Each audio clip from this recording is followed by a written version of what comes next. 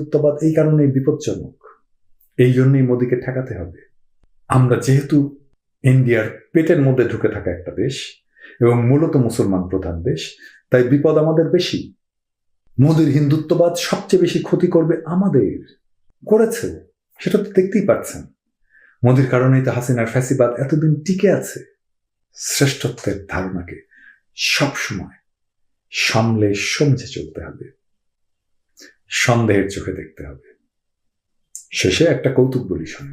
মোদী তো সাধু ছিল, জানেন নিশ্চয়ই, যৌবনে হিমালয়ে ঘুরে বেড়াতো। ঠিক এইভাবে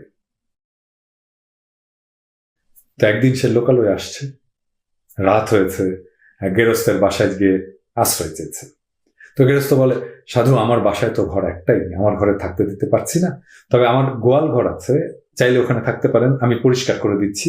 কিন্তু সমস্যা হচ্ছে আমার গোয়াল ঘরে শুধু পাঠা আছে, বোঝেনি তো, ওদের গায়ে খুব দুর্গন্ধ হয়।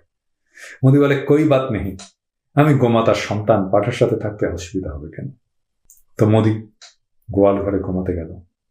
তো সকালে গেরস্ত উঠে দেখে মোদী আরামে ঘুমাচ্ছে, কিন্তু গোয়াল ঘর ফাঁকা। সব পাঠা মোদীর দুর্গন্ধে দড়ি দড়ি ছিঁড়ে পালাইছে। হিন্দুত্বের দুর্গন্ধ এতই তীব্র।